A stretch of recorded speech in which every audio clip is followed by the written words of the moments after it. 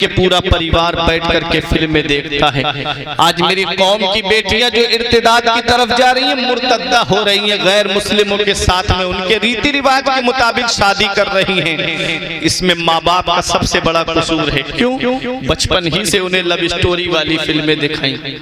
बचपन ही से फिल्मों के अंदर क्या होता है, बच्चों की लव स्टोरी अलग, जवानों की लव स्टोरी अलग, बुढ़ापे में जाकर के लव स्टोरी अलग। बचपन से उनकी जहन शादी ऐसे की जाती है जैसे आज फिल्मों के अंदर जो इंसान मुआशरे को मेरे तबाह करने का जो रिवाज चल रहा है ना, आज उसमें सबसे बड़े जिम्मेदार माँ बाप हैं। क्यों तुमने बचपन से क्यों उसको मूवी दिखाई लव स्टोरी वाली? काश तुमने अपनी बच्ची के हाथ में कुरान दिया होता, काश हजरत फातिमा की सीरत तुमने सीरत की किताब उनके हाथ में दी होती। वो जानती पर्दा कितनी अहमियत की चीज है, वो जानती कि पर्दा करना जो है वो कितना बड़ा काम है। अगर मैं पर्दा करूंगी तो कयामत में हजरत फातिमा के दामन का साया मिलेगा। वो जानती कि मैं पर्दा करूंगी तो हजरत ज़ैनब के दामन का साया मिलेगा। लेकिन नहीं सिखाया ना हमने अपनी बच्चियों को दीन, नहीं सिखाया हमने उनको कुरान की तालीम पढ़ना। आज हमारे बच्चों को हाल देखो, आज हम इंग्लिश मीडियम स्कूल की तरफ कितनी ज्यादा तवज्जो देते हैं। क्यों? क्योंकि मेरा बच्चा डॉक्टर बन जाएगा, इंजीनियर बन जाएगा, मास्टर प्रोफेसर बन जाएगा, तो मेरा बेटा पैसे कमा के लाएगा, दौलत कमा के लाएगा, आलिम बन गया, हाफिज बन गया, तो क्या करेगा? या तो इमामत करेगा या किसी मदरसे में जाकर के पढ़ाएगा। इमामत करेगा तो कितनी तनख्वाह मिलेगी? 5,000 6,000। मदरसे में गया तो क्या करेगा? बाज मदरसे तो ऐसे है जहाँ के मोहतमिम साहब का ये कहना होता है कि चंदा करके ले आओ और अपनी तनख्वाह निकाल लो। ऐसे मदारिस भी हैं, बेचारा कहाँ कहाँ गली गली दरवाजे दरवाजे भीख की तरह मांगते। मैंने तो ऐसे लोग भी देखे हैं जो ऑटो में बैठेंगे तो उस ऑटो वाले तक की रसीद काट देते हैं। ऐसे लोग भी मेरी निगाहों के सामने हैं। लेकिन इतना याद रखना प्यारे मुसलमानों, कब तक इस तरह से जिंदगी चलती रहेगी? आज हमारे मदारिस जो है वो वीरान होते नजर आ रहे हैं, मस्जिदें हमारी सूनी हो गई, हमने सिनेमा घर आबाद कर दिए। आज अभी चंद दिन पहले एक मूवी रिलीज हुई, 3-3 हजार के टिकट लेकर के मेरी मुस्लिम कौम का नौजवान देखने के लिए गया।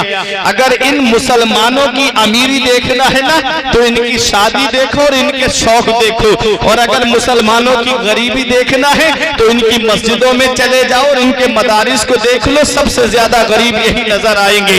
इतना ये हाल है मेरी कौम का। कब तक जिंदगी ऐसे चलती रहेगी? कब तक जिंदगी ऐसे गुजारते रहोगे मेरे नौजवानों?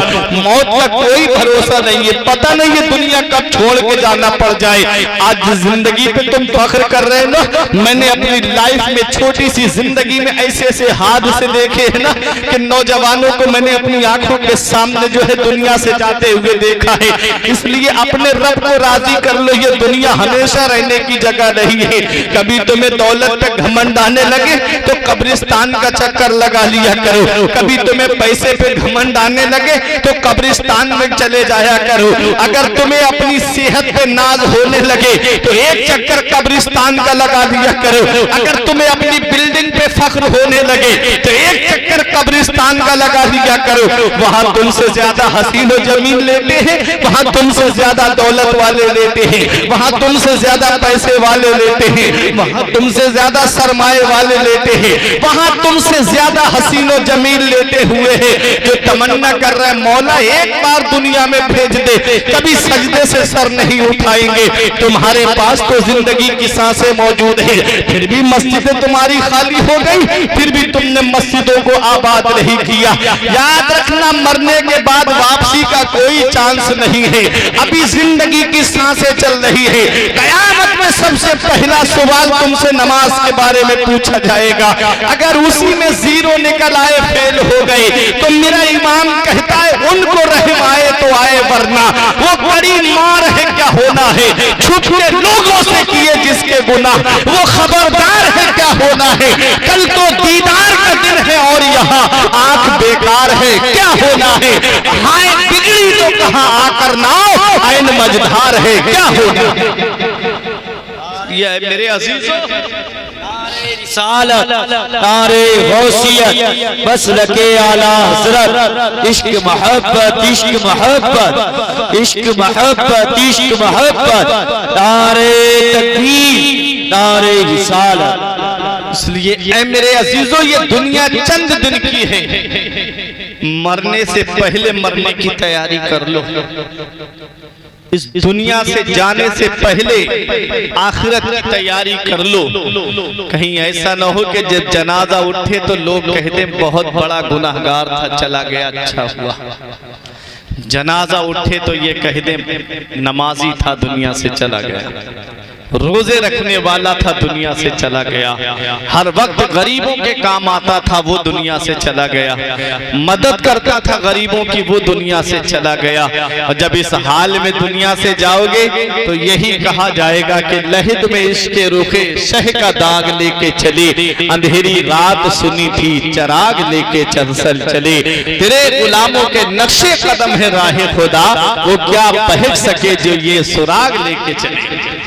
नाम उनका रहता है जो अच्छे काम करते हैं, जिंदगी में जिक्र उनका होता है जो अच्छे काम करके दुनिया से जाते हैं, और जो गुनाह करके दुनिया से जाता है उसका नाम नहीं होता। कुरान कहता है मन अमिला सालिहन मिन ज़करिन औ उनसा, जो अच्छे काम करे चाहे मर्द हो या औरत, वह हुआ मोमिन, और वो मोमिन हो, फला नुहियन्नहु हयातन तय्यबा। अल्लाह फरमाता है तो हम उसको बेहतर जिंदगी जिलाएंगे, हम उसको बेहतर जिंदगी जिलाएंगे।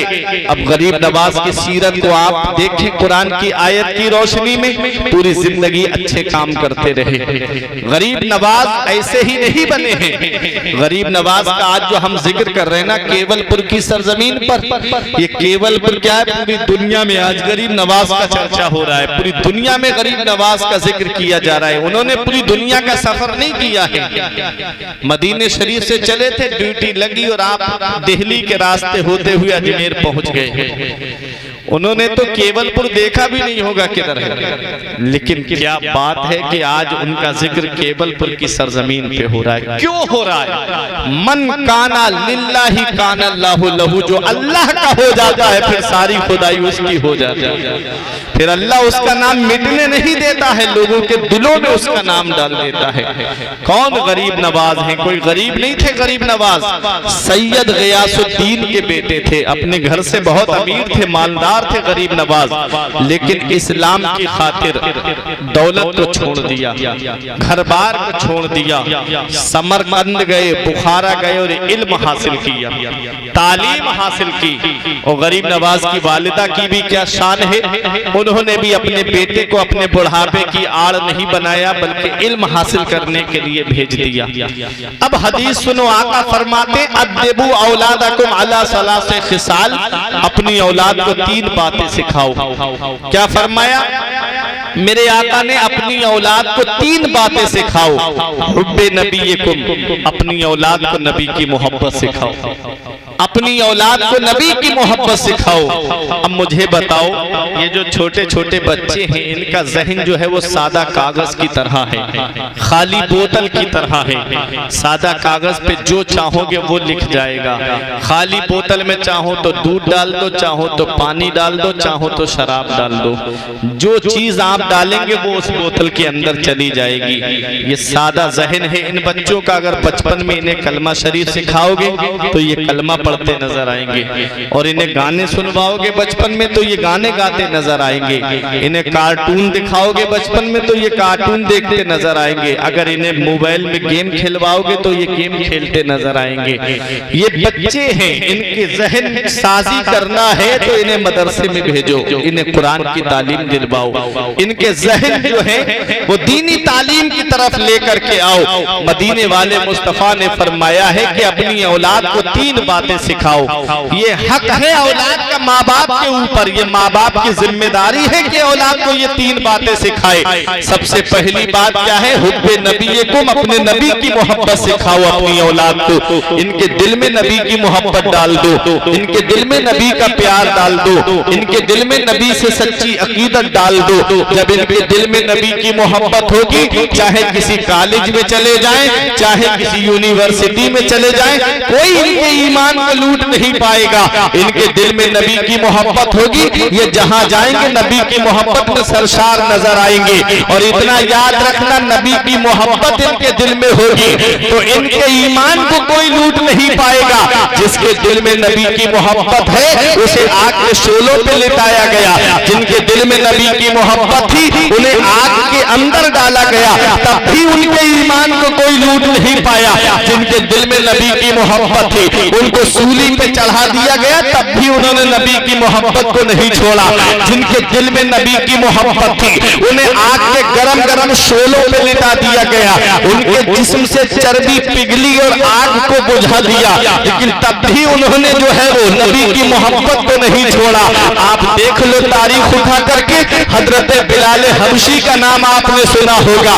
नबी से कैसी मोहब्बत थी, नबी से कैसा इश्क था, नबी से कैसी अकीदत थी। तारीख बताती है, इस्लामी हिस्ट्री हमें ये दर्श देती है, ये पैगाम देती है कि हजरत बिलाल हबशी को जब उमैया बिन खलफ मार रहा था तो मेरे आका उधर से गुजर के जा रहे थे।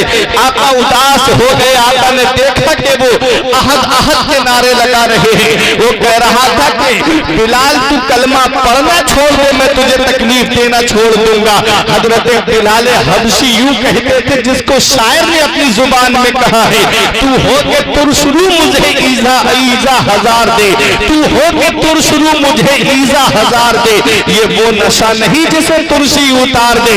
अल्लाह अकबर। ये हजरत बिलाल से नबी की मोहब्बत उनके सीने में थी, जिसको मेरे इमाम ने यूं कहा है कि तेरे कदमों में जो है गैर का मुंह क्या देखे, तेरे कदमों में जो है गैर का मुंह क्या देखे, कौन नजरों में जचे देख के तलवा तेरा। हजरत बिलाल हबशी को जब उमैया बिन खलफ मार रहा था, मेरे आका अपने मुबारक घर पे तशरीफ लाते हैं। हजरत अबू बकर सिद्दीक ने अर्ज किया, आका आज बात क्या है? मेरे आका ने फरमाया, बिलाल को आजाद करने की सोच रहा हूँ, मेरे पास में इतने पैसे हो ताकि मैं बिलाल को आजाद कर दूं। अर्ज किया, या रसूल अल्लाह मुझे इजाजत दीजिए, आप मुझे इजाजत दें, मैं बिलाल को खरीद के आजाद कर देना चाहता हूँ। आका फरमाते, बिलाल की खरीदारी में मुझे भी शरीक कर लो। हजरत बिलाल हबशी को खरीदने के लिए हजरत अबू बकर सिद्दीक पहुंचे। हे उमैया बिन खलफ, मारना बंद कर, बता क्या गुलाम बेचेगा? कहा हाँ मैं बेच दूंगा। कहा कितने में बेचेगा? उसने सोचा कि कितनी कीमत मांगू। जो उसने कीमत मांगी, हजरत अबू बकर सिद्दीक ने कीमत उसके हाथ पे रखी, कहा बिलाल को मुझे दे दे। और आपने बिलाल हबशी का हाथ पकड़ा, लेकर के चलने लगे। तब उमैया बिन खलफ ने जोर से कहा लगा के कहा, जोर से हंस के कहा, ए अबू बकर सिद्दीक, मैं तुम्हें बहुत बड़ा ताजिर समझता था, मैं तुम्हें बहुत बड़ा तिजारत का मास्टरमाइंड समझता था, लेकिन आज तुम खरीदो फरोख्त में मात खा गए। कहा किस लिए? कहा तुमने ये गुलाम बहुत महंगा खरीद लिया, मैं इससे इतना तंग आ गया था, अगर कम से कम कीमत में भी तुम मुझसे खरीदते तब भी मैं इस गुलाम को तुम्हारे हाथ बेच देता। तब हजरत अबू बकर सिद्दीक ने कहा था, ए उमैया बिन खलफ, मैं तुझे बहुत बड़ा अक्लमंद समझता था, तूने बिलाल की बहुत सस्ती कीमत लगाई। अगर बिलाल की खरीदारी के लिए अबू बकर सिद्दीक की पूरी जायदाद मांगता तो अबू बकर पूरी जायदाद तुझे दे देता। इसके मर्तबे को तू क्या जाने, इसकी अजमत को तू क्या जाने। बिलाल हबशी का हाथ पकड़ करके लाए, आका के कदमों में ला करके रख दिया। अर्ज किया, या रसूल अल्लाह, मैं बिलाल को लेकर के आया हूँ। मदीने वाले मुस्तफा का चेहरा अनवर देख करके बिलाल हबशी यूं कहते हैं जिसे शायर ने अपनी जुबान में कहा है कि जब तक बिके ना थे तो कोई पूछता ना था, जब तक बिके ना थे तो कोई पूछता ना था, तुमने हमें खरीद कर अनमोल कर दिया। नारे तकबीर, नारे रिसालत, नारे गौसियत, मसलके आला हज़रत, इश्क मोहब्बत, इश्क मोहब्बत, इश्क मोहब्बत, इश्क मोहब्बत। सरजमीने केबलपुर, सरजमीने केबलपुर अल्लामा फुरकान रज़ा मंजरी साहब क़िबला, नारे तकबीर, नारे रिसालत। ये वो हजरत बिलाल है तो जिसके दिल में नबी की मोहब्बत होती है, कोई उसके ईमान को लूट नहीं सकता। चाहे उन्हें आग के शोलों पे लेटाया जाए तब भी वो ईमान का सौदा नहीं करते हैं, चाहे उन्हें सूली पे चढ़ा दिया जाए तब भी वो ईमान का सौदा नहीं करते हैं, चाहे उन्हें आग के अंदर डाल दिया जाए तब भी वो ईमान का सौदा नहीं करते हैं। देखो जिसके दिल में नबी की मोहब्बत होती है, हजरत अम्मार इब्ने यासिर सहाबी रसूल का नाम आपने सुना होगा, इनको आग में डाल दिया था कुफारे मक्का ने जलती हुई आग के शोलों में। जब हजरत अम्मार इब्ने यासिर को डाल दिया गया, मेरे आका उधर से गुजर के जा रहे थे, हजरत अम्मार बिन यासिर ने मेरे आका को पुकारा, मदीने वाले मुस्तफा गुजर के जा रहे थे, दुआ की या नारो कोनी बर्दो व सलामन अला अम्मार कमा कुंते अला इब्राहिम। हे आग हजरत अम्मार पे वैसे ही ठंडी और सलामती वाली हो जा जैसी तू हजरत इब्राहिम अलैहिस्सलाम पे ठंडी और सलामती वाली हो गई थी। हजरत अम्मार बिन यासिर आग के अंदर है और आपको ठंडी ठंडी हवाओं के झोंके आ रहे थे आग के अंदर। ये नबी की मोहब्बत है जिसने हजरत अम्मार इब्ने यासिर को उस मकाम पे पहुंचा दिया कि मेरा ईमान कहता है जान है इसके मुस्तफा रोज खुजू करे खुदा, जान है इसके मुस्तफा रोज खुजू करे खुदा, जिसको हो दर्द का मजा नाज़े दवा उठाएंगे। ये मेरे नबी की मोहब्बत है, ये मेरे नबी का प्यार है। मेरा ईमान कहता है ऐ इश्क तेरे सदके जलने से छूटे सस्ते, ऐ इश्क तेरे सदके जलने से छूटे सस्ते, जो आग बुझा देगी वो आग लगाई। इसलिए ऐ मेरे अजीजों अपनी औलाद को नबी की मोहब्बत सिखाओ। पहली बात हदीस में क्या है, हुब्बे नबीकुम, अपनी औलाद को नबी की मोहब्बत सिखाओ। दूसरी बात हुब्बे अहले बैती, आका क्या फरमाते, मेरे अहले बैत की मोहब्बत सिखाओ, मेरे घर वालों की मोहब्बत उनको सिखाओ। आका की मोहब्बत जहन्नम से बचाती है, अहले बैत की मोहब्बत जहन्नम से बचाती है। अहले बैत की मोहब्बत जिसके दिल में होगी उसे जहन्नम की आग नहीं जलाएगी। मेरे आका फरमाते हैं राई तो लैलता उसरिया भी अला बाबिल जन्नत मकतूबा, जब मैं मेराज को तशरीफ ले गया तो मैंने जन्नत के दरवाजे पे कुछ लिखा हुआ देखा। सहाबा कहते हैं आका क्या लिखा हुआ था? आका फरमाते लिखा हुआ था ला इलाहा इल्लल्लाह मुहम्मदुर रसूलुल्लाह, अल्लाह के सिवा कोई माबूद नहीं है, मोहम्मद सल्लल्लाहु अलैहि वसल्लम अल्लाह के रसूल हैं। और लिखा था अलीयुल हिब्बुल्लाह व फातिमतु खियारतुल्लाह, अल हसन वल हुसैन सिफ़तुल्लाह व अला बाग़िहिम लानतुल्लाह। मेरे आका फरमाते जन्नत के दरवाजे पे कलमा शरीफ लिखा हुआ है, जन्नत के दरवाजे पे लिखा हुआ है कि अली अल्लाह का महबूब है, फातिमा अल्लाह की पसंदीदा बंदी है, हसन और हुसैन अल्लाह के चुनीदा बंदे हैं। मेरे आका फरमाते हैं जन्नत के दरवाजे पे अली का नाम लिखा है, फातिमा का नाम लिखा है, हसन का नाम लिखा है, इमाम हुसैन का नाम लिखा हुआ है। अब मुझे बताओ केवलपुर की सरजमीन पे रहने वालों, मैं मौलाना अब्दुल वकील के घर पे जाऊं, मैं तब तक घर में दाखिल नहीं हो सकता जब तक मौलाना अब्दुल वकील की इजाजत नहीं होगी। मैं फहीम अख्तर साहिब क़िबला के घर पे जाऊं तब तक घर में दाखिल नहीं हो सकता जब तक शायर इस्लाम फहीम अख्तर की इजाजत नहीं होगी। मैं नकीब अहले सुन्नत के घर पे जाऊं तब तक घर में दाखिल नहीं हो सकता जब तक नकीब अहले सुन्नत की इजाजत नहीं होगी। केवलपुर में रहने वालों, जन्नत के दरवाजे पे किसका नाम लिखा है? जन्नत के दरवाजे पर मेरे नबी का नाम लिखा है, जन्नत के दरवाजे पर मौला अली का नाम लिखा है, जन्नत के दरवाजे पर हजरत फातिमा का नाम लिखा है, जन्नत के दरवाजे पर इमाम हसन का नाम लिखा है, जन्नत के दरवाजे पर इमाम हुसैन का नाम लिखा है। जब तक पंजतन की इजाजत नहीं होगी कोई भी जन्नत में दाखिल नहीं हो सकता। इसलिए अपनी औलाद के दिल में अहले बैत की मोहब्बत डालो। बेशक आका फरमाते हुब्बे अहले बैती, मेरे अहले बैत की मोहब्बत अपनी औलाद को सिखाओ। दो बातें हो गई, तीसरी बात सुने व क़िराअतुल कुरान, और अपनी औलाद को कुरान पढ़ना सिखाओ। अपनी औलाद को क्या सिखाओ? कुरान पढ़ना। कुरान औलाद को अगर नहीं पढ़ाया तो ये औलाद कयामत में अपने बाप को रब की बारगाह में खींच के लाएगी, कहेगी मौला मेरा बाप मुझे भूखा रखता ये गवारा था, मेरा बाप मुझे प्यासा रखता ये गवारा था, मेरा बाप मुझे नंगा रखता ये गवारा था, इसने मुझे कुरान नहीं पढ़ाया, दीनी तालीम मुझे नहीं सिखाई, आज जिसकी वजह से मैं जहन्नम में जा रहा हूँ, तन्हा नहीं जाऊंगा, अपने बाप को साथ में जहन्नम में लेके जाऊंगा। पैसा किसके लिए जमा किया जाता है?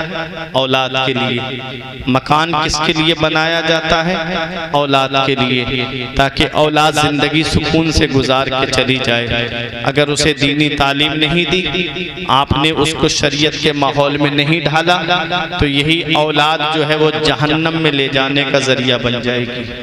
ये दुनिया चंद दिन की है, क्यों ना इस हाल में ये जिंदगी गुजार के चले जाओ कि ये औलाद जो है वो तुम्हारे लिए जन्नत में जाने का जरिया बन जाए। क्योंकि औलाद के अमल से माँ बाप को उसका अज्र और उसकी जजा और उसकी सजा दी जाती है। अगर औलाद दुनिया में अच्छे काम करती है तो सवाब माँ बाप को भी मिलता है, औलाद दुनिया में बुरे काम करती है तो इसकी सजा माँ बाप को मिलती है। क्या तालीम दे के आए, कौन से माहौल में उनको ढाल करके आए। इसलिए ऐ मेरे अजीजों, अल्लाह ने कुरान में फरमाया है, या अय्युहल्लज़ीना आमनू कू अंफुसकुम व अहलीकुम नारा, ऐ ईमान वालों अपने आप को भी जहन्नम की आग से बचाओ और अपने घर वालों को भी जहन्नम की आग से बचाओ। सिर्फ ऐसा नहीं कि खुद जो है वो अच्छे अमल करते रहे, नमाज पढ़ते रहे, रोजा रखते रहे, घर वालों से नहीं कहा कि तुम भी नमाज पढ़ो, घर वालों से नहीं कहा तुम भी रोजा रखो, तो इसका भी हिसाब कयामत में देना पड़ेगा, इसका जवाब भी कयामत में देना पड़ेगा। अल्लाह ने कुरान में फरमाया है, अपने आप को भी जहन्नम की आग से बचाओ और अपने घर वालों को भी जहन्नम की आग से बचाओ। बीबी जो है वो शौहर के अंदर आती है, औलाद जो है वो माँ बाप के अंदर आती है, और हदीस पाक में है कुल्लुकुम राइन व कुल्लुकुम मसऊलुन अन रइयतिही। आका फरमाते तुम में हर शख्स जिम्मेदार है और हर शख्स से उसकी जिम्मेदारी के बारे में कयामत में पूछा जाएगा। बाप जिम्मेदार है औलाद का, बड़ा भाई जिम्मेदार है छोटे भाई बहनों का। इसलिए ऐ मेरे अजीजों, अपनी अपनी जिम्मेदारी निभानी है। जो हदीस में मेरे आका ने फरमाया है, जो कुरान में मेरे रब ने हुक्म दिया है, हम एक गोल दायरे के अंदर हैं, हम शरीयत के दायरे के अंदर हैं। हम शरीयत के बाहर निकलेंगे तो जहन्नम में जाने का जरिया बन जाएंगे। शरीयत के दायरे में रह करके हमें अपने घर को इस्लामी माहौल बनाना है, अपने घर के अंदर इस्लामी माहौल कायम करना है, अपने घर के अंदर जो है हमें दीनी माहौल कायम करना है, ताकि हमारे घर के अंदर जो है वो फिल्मी गानों की आवाज नहीं आए, नबी की नातों की आवाज आए। हमारे घरों के अंदर से कुरान की तिलावत की आवाज आनी चाहिए, ताकि हमारे घर में अल्लाह की रहमतें नाजिल हों, हमारे घर में अल्लाह की बरकतें नाजिल हों। आज कितने लोग कमाने वाले हैं, 4-4, 5-5 लोग कमा करके आते हैं, फिर भी रोना रोया जाता है, मौलाना साहब घर में बरकत नहीं होती। घर के अंदर पैसे सब कमा के लाते हैं, पैसा इधर आता है और उधर चला जाता है। कभी इस चीज पे आपने गौर किया है? जो पैसा मेहनत से कमाया जाता है उस पैसे में तो बरकत होनी चाहिए। ए प्यारे मुसलमानों, जब बेनमाजी की नजर दरवाजे पे पड़ जाती है, अल्लाह उस घर से बरकतें उठा लेता है, अल्लाह उस घर से बरकतें खत्म कर देता है। सिर्फ नजर पड़ जाए बेनमाजी की, और सोचो जिस घर में पूरी की पूरी फैमिली बेनमाजी हो, उस घर में बरकत कहां से होगी? जो सुबह को 8 बजे सो करके उठे, रात में 2-2, 3-3 बजे तक मोबाइल चला करके मूवी देखता रहे, और सुबह को 8-9 बजे दिन में सो करके उठे, उसके घर में बरकत कहां से होगी? एक दिन हजरत फातिमा ज़हरा रज़ी अल्लाह ताला अन्हा फजर की नमाज के बाद थोड़ा आराम करने के लिए लेट गई थी, सोई नहीं थी, सिर्फ लेट गई थी आराम की गर्ज से। मेरे आका तशरीफ लाए, आका ने पैर का अंगूठा पकड़ करके हिलाया, इरशाद फरमाया बेटी फातिमा, सुबह के वक्त वक्त में न सोया करो, इस वक्त अल्लाह ताला रोजी तकसीम फरमाता है। इस वक्त बेटी रोजी बढ़ती है, इस वक्त न सोया करो। ऐ प्यारे मुसलमानों, ये तालीम उम्मत के लिए पैगाम था, ये हम लोगों के लिए पैगाम था। वरना वो हजरत फातिमा जो पूरी पूरी रात अल्लाह की इबादत करे, वो हजरत फातिमा जो पूरा दिन कुरान की तिलावत करे, वो हजरत फातिमा जिनका कोई वक्त ऐसा ना हो जो जिक्र इलाही से खाली हो, हर वक्त अल्लाह का जिक्र करती रही। जरा सोचो तो सही, ये हमारे लिए था जो सुबह को सोकर लेट सो करके उठते हैं, ये उनके लिए पैगाम था। कब तक जिंदगी इस तरह से गुजरती रहेगी, कब तक जिंदगी के लम्हात ऐसे ही चलते रहेंगे। अपने घरों का माहौल दीनी माहौल बनाओ, अपने घरों का माहौल इस्लामी माहौल बनाओ। आज जिस गरीब नवाज की मोहब्बत में आप यहाँ पर बैठे हो, उनकी जिंदगी का कभी आपने जायजा लिया है? गरीब नवाज मदरसा पढ़ने के लिए गए हैं, माँ 15 साल के बाद में आप मदरसा समरकंद पढ़ने चले गए, बुखारा पढ़ने चले गए, बेहतरीन आलिम बने, बेहतरीन जय्यद आलिम बने हैं। आज आप देख लो जितने औलियाए किराम हैं, गौसे आज़म की सीरत उठा के देखो, आप मदरसा पढ़ने बगदाद गए। गरीब नवाज की सीरत उठा के देखो, आप समरकंद और बुखारा तालीम हासिल करने के लिए गए। जो औलियाए किराम हैं वो पहले आलिम बनते हैं, फिर उसके बाद में जो है दीन का काम करते हैं, तब वो जाकर के अपने वक्त के बेहतरीन पीर बनकर के दुनिया वालों के सामने आते हैं। आज वो कौम का जाहिल पीर जो कहता है कि शरीयत कोई चीज नहीं है, उसे बताओ कि जो पीर होता है वो पहले आलिम होता है, फिर उसके बाद में। यही वजह है कि जो आज बरेली से चिड़न है ना, जो आज जो बरेली से जो हसद की बीमारी लग गई है, वजह यह है कि वो जाहिल पीर ना तो इल्म हासिल किया मदरसे में जाकर के, न तालीम हासिल की मदरसे में जाकर के, न उनके चेहरे पे दाढ़ी है, बस फैंसी दाढ़ी, छोटी छोटी दाढ़ी रखा करके, क्रीम लगा करके कौम के सामने आते हैं और आकर के अपने आप को पीर जाहिर करते हैं कि हम पीर हैं, मेरी कौम जो है वो उनके हाथ चूम रही है।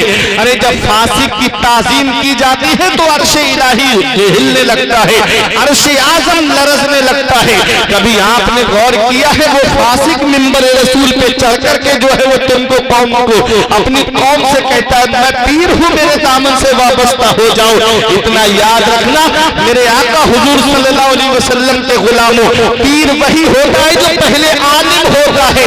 जो आलिम ना हो ऐसे पीर का दामन मत पकड़ना, क्योंकि जो आलिम होता है वो शरीयत की बातें भी जानता है, वो कुरान और हदीस की बातें जानता है, वो जानता है कि मुझे अपने मुरीदों को क्या पैगाम देना है, वो जानता है मुझे अपने मुरीदों को क्या दर्श देना है, वो जानता है कि कुरान में अल्लाह ने क्या फरमाया है। नमाज नहीं पढ़ोगे तो कितना गुनाह होगा ये आलिम जानता है, रोजा नहीं रखोगे तो कितना बड़ा गुनाह होगा ये आलिम जानता है। इसलिए मेरे अजीजों, एक आलिम होता है फिर उसके बाद में पीर बनता है। गरीब नवाज मदरसा पढ़ने गए, गौसे आजम मदरसा पढ़ने के लिए गए। जन्नत इतनी आसान नहीं है जितना तुम समझ बैठे हो कि जलसे में आके नारा लगा दिया तो जन्नत मिल जाएगी, हाथ उठा के सुभान अल्लाह बोल दिया तो जन्नत मिल जाएगी। मेरा रब कादिर मुतलक है, वो चाहे तो गुनाहगार से गुनाहगार को जन्नत अता फरमा दे, वो चाहे तो परहेजगार को जहन्नम में डाल दे। लेकिन इतना याद रखना प्यारे मुसलमानों, अल्लाह कुरान में फरमाता है अम हसिबतुम अन तदखुलुल जन्नत, क्या तुम ये गुमान करे बैठे हो कि जन्नत इतनी आसानी से तुम्हें मिल जाएगी? जन्नत इतनी आसानी से नहीं मिलने वाली। अगर जन्नत इतनी आसानी से मिलने वाली होती तो इमाम हुसैन मैदान करबला में तलवार के साए में जामे शहादत नोश न करते। अगर जन्नत इतनी आसान होती तो इमाम हुसैन 3 दिन के भूखे प्यासे करबला की तपती हुई रेत पर खंजर के साए में आखिरी सजदा करके दुनिया वालों को ये पैगाम दे के गए हैं कि जन्नत है तो अल्लाह की इबादत में है, जन्नत है तो रब की फरमाबरदारी में है। मेरे प्यारे मुसलमानों, जन्नत अगर इतनी आसान होती तो इमाम अहमद इब्ने हंबल बगदाद के बाजार में अपनी नंगी पीठ पर कोड़े नहीं खाते। अगर जन्नत इतनी आसान होती तो बगदाद का गौसे आज़म काबे का गिलास पकड़ के ये रोके ना कहता मौला मेरे नेक अमाल अपनी बारगाह में कबूल फरमा ले। अगर मेरी नेकियां तेरी बारगाह में कबूल नहीं है तो कयामत के दिन मुझे अंधा करके उठाना। किसी ने कहा हो इस तरह रो के अपने रब को मनाने वाले, जरा अपना नाम तो बता दे। कहा मेरा नाम अना अब्दुल कादिर जीलानी, मैं कस्बा जीलान से आया हूँ। कहा इस तरह क्यों रो करके दुआ कर रहा है? कहा कयामत में नबीयीन होंगे, कयामत में सिद्दीकीन होंगे, कयामत में शुहदा होंगे, कयामत में स्वालिहीन होंगे, मैं उनके सामने कैसे खड़ा होऊंगा? मेरा ईमान कहता है करीम अपने करम का सदका लईम बेकदर को ना शर्मा, करीम अपने करम का सदका लईम बेकदर को ना शर्मा। तू रजा से हिसाब लेगा, रजा भी कोई हिसाब हो गए है। अल्लाह अकबर, वो गौसे आजम है। जब तक विलायत का बजट पास नहीं होता है, जब तक गौसे आजम के दस्तखत नहीं हो जाते हैं, वो गौसे आजम जिन्होंने 40 साल तक ईशा के वुजू से फजर की नमाज पढ़ी, ईशा में वुजू करते नमाज के लिए, पूरी रात उसी वुजू से अल्लाह की इबादत करते और फजर की नमाज उसी वुजू से आप अदा फरमाते थे। वो गौसे आजम 40 साल, केवलपुर वालों 40 साल, ये पीठ गौसे आजम की बिस्तर से नहीं लगी। पूरी पूरी रात अल्लाह की इबादत करके अपने रब को राजी करते, अपने रब को मनाते। तुमने सोचा जन्नत इतनी आसान है? तुम सोचते हो जन्नत ऐसे ही उठा करके तुमको दे दी जाएगी? इतना याद रखना, नमाजें नहीं पढ़ता, दावा करता है मैं जन्नत में जाऊंगा, रोजे नहीं रखता फिर भी दावा करता है मैं जन्नत में जाऊंगा। ऐ मेरे अजीजों, इतना याद रखना, जन्नत जो है वो अल्लाह की इबादत में है। अपने रब की इबादत करो, अपने रब की फरमाबरदारी करो। मस्जिद के दरवाजे खुले हुए हैं, आ जाओ मस्जिदों की तरफ। अभी लॉकडाउन में कहते थे कि मौलाना साहब नमाज मस्जिद में पढ़ेंगे, अगर 4-5 लोग मस्जिद में पहुंच गए तो इमाम का हिसाब कर दिया। इमाम साहब ने अपने लोगों को मस्जिद के अंदर बुला लिया, हमको मस्जिद में नहीं बुलाया। कितने इमामों का हिसाब किताब कर दिया गया, कितने इमामों ने जो है वो मजदूरी करके जिंदगी को गुजारा, कितने इमामों ने अपनी जिंदगी को इस हाल में गुजारा। न ईद पे जाकर के बेचारों को कुछ हासिल हुआ और उनका हिसाब किताब कर दिया गया। ऐ मेरे प्यारे मुसलमानों, जब कौम अपने इमाम पर जुल्म करती है, जब कौम अपने इमामों को सताती है, तो उस कौम को बहुत जल्दी तबाही के दहाने पे पहुंचा दिया जाता है। इतना याद रखना प्यारे मुसलमानों, उस वक्त जब मस्जिद के दरवाजे बंद थे तब ये कौम कहती थी कि नमाज मस्जिद में जाकर के पढ़ेंगे, और जब से मस्जिद के दरवाजे खुले भूल गए कि हमें मस्जिद के अंदर जाना है, भूल गए कि हमें अपने रब की इबादत के लिए मस्जिद में जमा होना है। आज भी मस्जिद के दरवाजे खुले हुए हैं।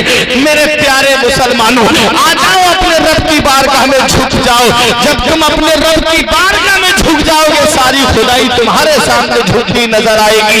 वला तहिनु वला तहज़नु व अंतुमुल अअदौना इन कुंतुम मोमिनीन। गम मत करो, सुस्ती मत उठाओ, तुम ही बुलंद रहोगे बशर्त कि तुम मुसलमान बन जाओ, बशर्त कि तुम मुसलमान बन जाओ। नारे गौसियत, मसलके आला हज़रत, इश्क मोहब्बत, इश्क मोहब्बत, इश्क मोहब्बत, इश्क मोहब्बत। सरज़मीने केबलपुर, सरज़मीने केबलपुर, अल्लामा फुरकान रज़ा मंजरी साहब क़िबला, नारे तकबीर, नारे रिसालत। माशाअल्लाह। ऐ मेरे प्यारे मुसलमानों, हम सिर्फ बुजुर्गों के वाकयात सुनते हैं, उनकी अदाओं को अपनाते नहीं। 40 साल गौसे आजम ने ईशा के वुजू से फजर की नमाज पढ़ी। आज उनके मानने वाले 5 वक्त गोल। गरीब नवाज जिस शख्सियत का आप जिक्र सुन रहे हो, मुअर्रिखीन लिखते हैं 37 साल 37 साल गरीब नवाज ने इस हाल में अल्लाह की इबादत की। ये पीठ जो है वो बिस्तर से नहीं लगी, पूरी रात अल्लाह की इबादत, पूरी रात अल्लाह की इबादत। फिर अल्लाह ने वो मकाम भी दिया गरीब नवाज को, वो शान दी अल्लाह ने गरीब नवाज को, वो अजमत दी अल्लाह ने गरीब नवाज को। जिनके रुतबे हैं सिवा उनको सिवा मुश्किल है।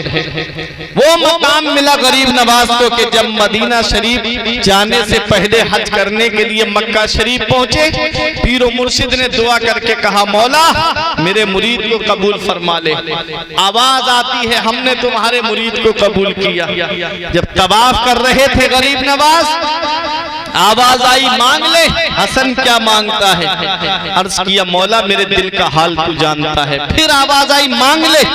फिर अर्ज किया मौला जानता है। फिर आवाज आई मांग ले। फिर अर्ज किया मौला मेरे दिल का हाल तू जानता है। आवाज आई हसन जो तेरे सिलसिले का होगा उसे उस वक्त तक मौत नहीं दूंगा जब तक उसे तौबा की तौफीक नहीं दे दूंगा।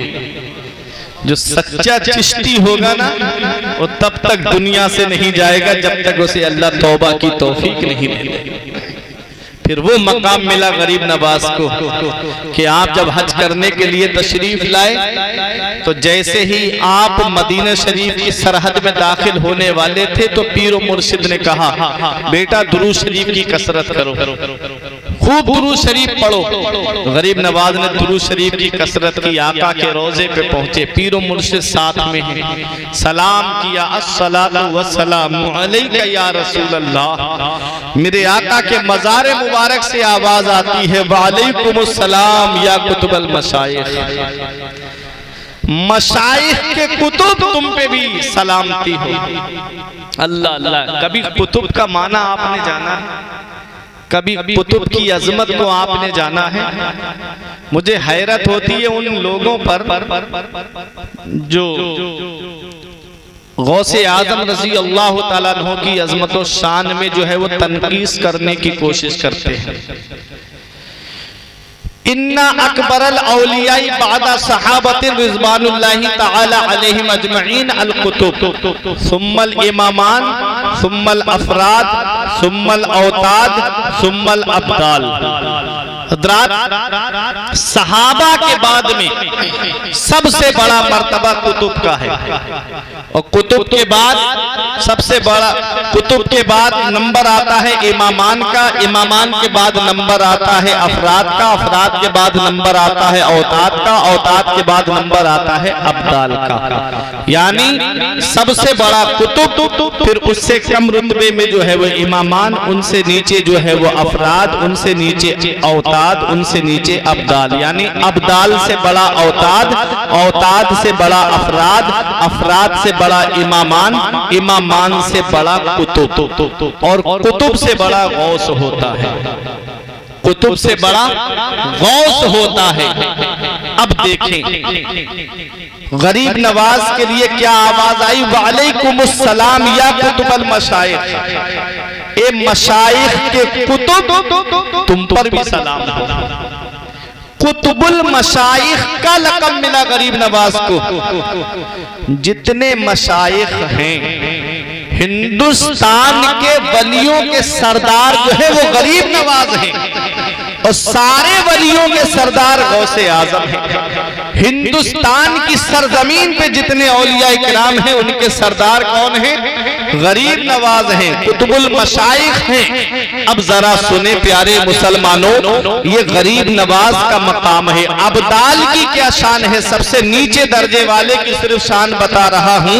मेरे आका फरमाते मुल्क शाम में 40 अब्दाल हैं जिनकी वजह से बारिश होती है, जिनकी वजह से जमीन वालों को रोजी दी जाती है, जिनकी वजह से जमीन से सब्जा उगता है, जिनकी वजह से जो है वो इंसानों के कारोबार में बरकतें होती हैं। किसी एक का इंतकाल हो जाता है तो दूसरा उसकी जगह पे मुकर्रर कर दिया जाता है। ऐ प्यारे मुसलमानों, ये एक अब्दाल की शान है कि जिसकी वजह से आसमान से बारिश हो, जिसकी वजह से जमीन से दाना उगे, जिसकी वजह से रोजी दी जाती है। तो सोचो अब्दाल से बड़ा औताद है और औताद से बड़ा अफराद है और अफराद से बड़ा इमामान है और इमामान से बड़ा कुतुब है और कुतुब से बड़ा गौस है और गौस सिर्फ गौस नहीं है बल्कि गौसे आजम है, गौसुल अक़वास है, कुतुबुल अक़ताब है, फर्दुल अफराद है, सय्यदुल अस्याद है, जय्यदुल अजियाद है, कुतुबुल अक़ताब है। मेरा ईमान पुकार के कहता है सर भला क्या कोई जाने के है कैसा तेरा, सर भला क्या कोई जाने के है कैसा तेरा। औलिया मलते हैं आंखें वो है तलवार। ये गौसे आजम की शान है, गौसे आजम का मकाम है। गौसे आजम कुतुबुल अक़ताब है और गरीब नवाज कुतुबुल मशाइख है। अब इसी को और गरीब नवाज ने 24 या 25 दिन नबी करीम सल्लल्लाहु अलैहि वसल्लम के रोजे से आने के बाद जब आपकी ड्यूटी लगी थी कि आप हिंद जाओ, तो आप बगदाद पहुंचे थे और तकरीबन 20-25 दिन जो है आपने गौसे आजम की बात